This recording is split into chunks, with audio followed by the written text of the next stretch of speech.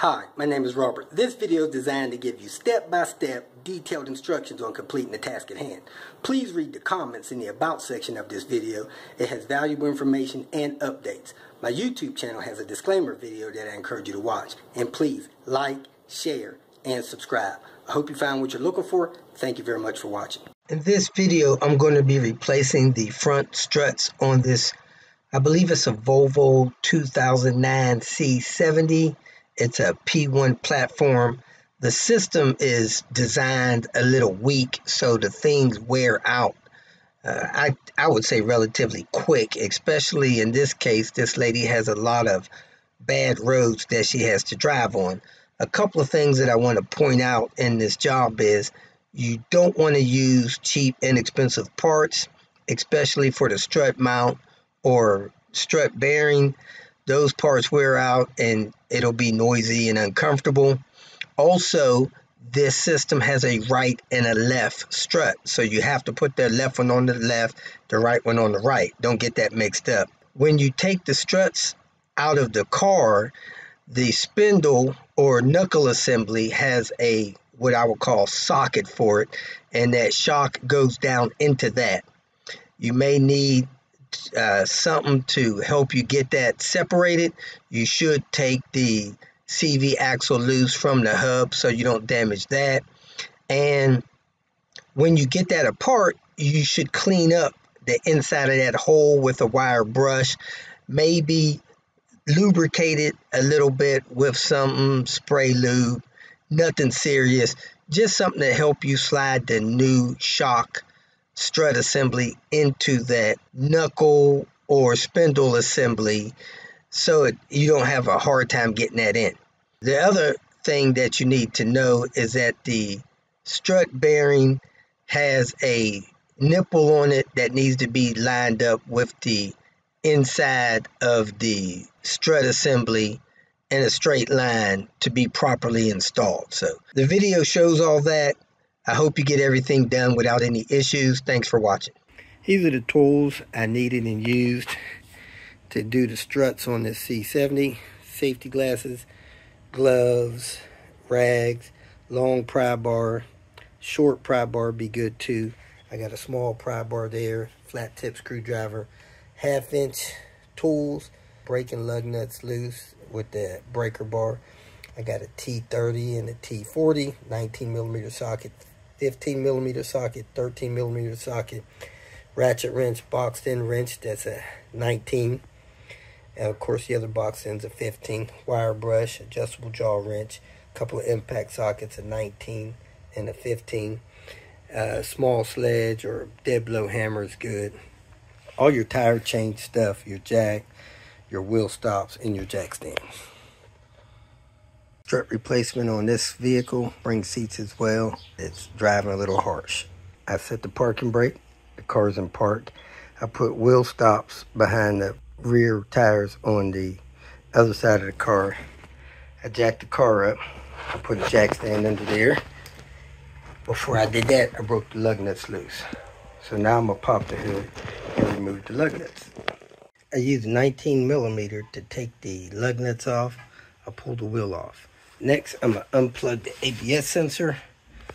I'm going to take that bolt out there. That is the A&I sway bar end links.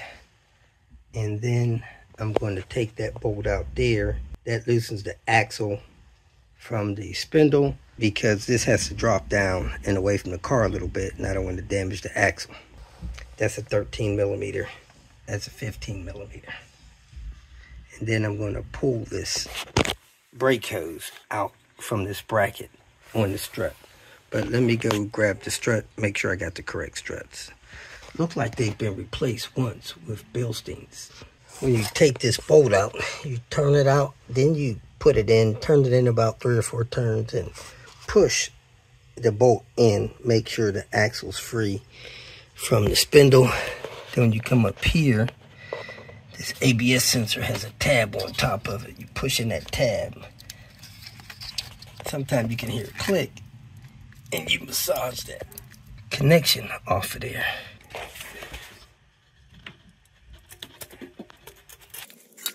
You want to massage that out of this bracket, or actually you could leave it in the bracket, because when you take this bolt loose, it'll be loose there. And then this just massages out of that bracket there, that break. I ended up prying that out. Be careful not to damage the hose. I dabbed that with a little bit of PB Blaster. Try to break it loose with an impact if you have that. If not, you'll have to hold the inside with 30mm and turn the outside with a 15mm boxed-in wrench. I removed that. I pried the anti-sway bar down with a pry bar. Just a little bit, take the tension off of this, pull that out of there. As you know, I got that out of there. I removed this bolt out of here with a 15mm. Now the best thing to do is to put a tool in the crack of this and pry that open just a little bit. And then this spindle unit will sag down enough for this strut to come out of the knuckle. So I'm gonna try this with my little pry bar. It's better to find a tool that is hooked and you can slide in there and pry it open. But let me see what I can do with my little pry bar here. Sprayed a little bit of PB Blaster in there. Spread that out best I could. Turning the wheel a little bit this way helped spread a little bit.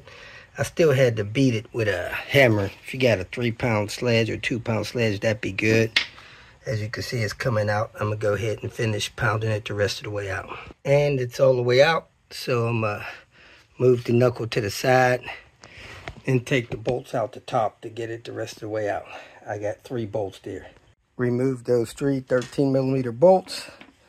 I was holding the strut from underneath while I pulled it out.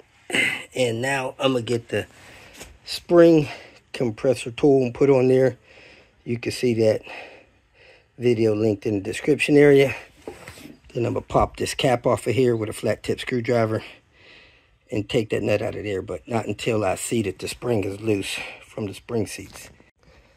Compress the spring till it let loose of the spring seat bump stop up here, and pulled it apart. Took the 19mm off the top, then took the bellow here off, and somebody had the bump stop upside down inside this bellow. The bump stop wasn't attached to the spring seat there. That was a mess, but I took it out of from floating around in that bellow and popped it in there. Let me show you how that goes in. See, that thing has some tabs in there, and that holds that bellow in there. You just massage it in around there until it's in the whole way around, and it'll stay in there.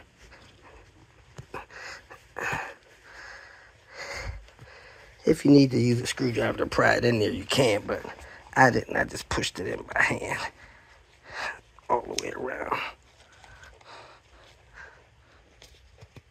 And there it is. Turn it, make sure it's in there good. And this also has the strut bearing in there. Spring seat strut bearing combo. And as you can hear, this one is really gritty. But it doesn't look busted.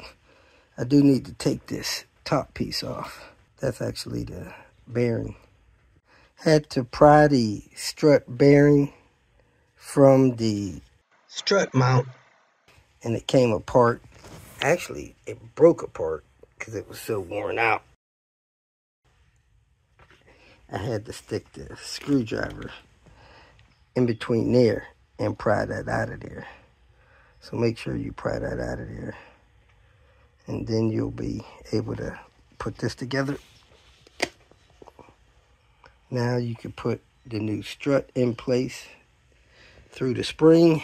Put this on top, put the bolt back on top. This is the side of the boot, dust boot, that goes to the top. This side is toward the bottom, and your bump stop should look like that in there. So I'm gonna put this together, make sure that spring is at that stop there, put that over there, tighten that 19mm down. I did not get a new 19mm with the strut, so you gotta reuse the one that was there. As you may have noticed, there's not a spring stop in the spring seat up here. So you got to make sure that the spring is seated all the way against the strut there. And up at the top, you got to make an alignment. That nipple there needs to be aligned with that groove right there, which needs to be aligned with that alignment there that goes into the back of your knuckle. So you got to make a straight line between that and the spring seat up here, and make sure your spring is there, and slowly release your spring holding tools and you'll be good to go. Unlike some of these, once you're set like this bearing may not turn easily. Part of the reason why they have failure. So always replace these bearings when you're replacing the struts, and make sure your springs are not broken, or you'll need to replace your springs too. So I'm gonna go ahead and set this back up in there. It's a triangle, and I don't think you can get this in the wrong way. You got one side is bowed and the two sides are straight. So make sure you put that up in there correctly. Get those strut bolts and try to shadow align them the best you can to minimize the need for alignment. If you're going to replace those sway bar end links, it's probably best to do that before you put this strut in here. It's a lot easier. And then when you get the strut, turn it so that it gets ready to fall in that slot back there. And probably easiest to jack this up until your bolt will go through that hook on your strut and your knuckle bolt. Don't make the mistake I just made. These things have a left and a right. See that L?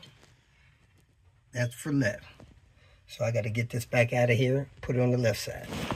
So to get the strut back in, I raised the strut up in there. I started with this screw here. Got those other screws in. I got it snug kind of tight.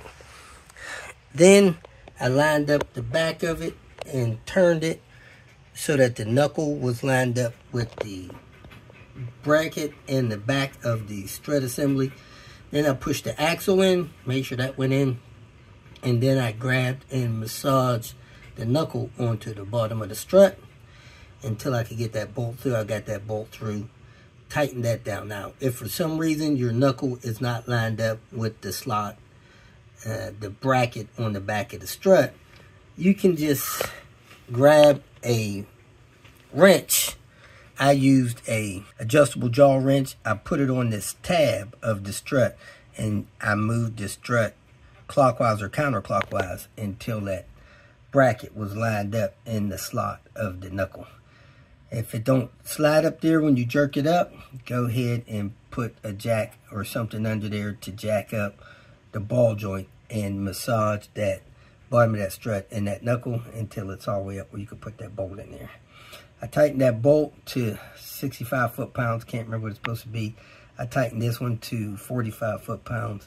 Can't remember what it's supposed to be. And then I put the wheel on. It's good to go. Make sure you clip in the speed sensor before that. Before you put this bolt in this upper anti-sway bar end link, make sure you put the anti-skid wire bracket onto the end link before you tighten that bolt on there. Forgot to do that on the other side.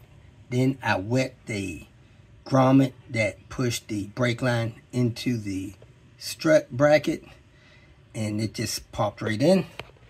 Put the wheel on, torque the wheel on, jack the car up, remove the jack stand, and then lower the car down. I'm good to go. And don't forget to torque your axle nut. Last but not least, put your bolt cap on there, both sides, and you're all done. If you feel that this information was useful, please like it and share it with your social media friends. You can subscribe to my channel so that you will get notifications of future videos that I post. You can follow me on Twitter, and if you need to contact me directly, please visit my website. And if you have any questions, leave them below, and someone or myself will reply to them. Again, thank you very much for watching.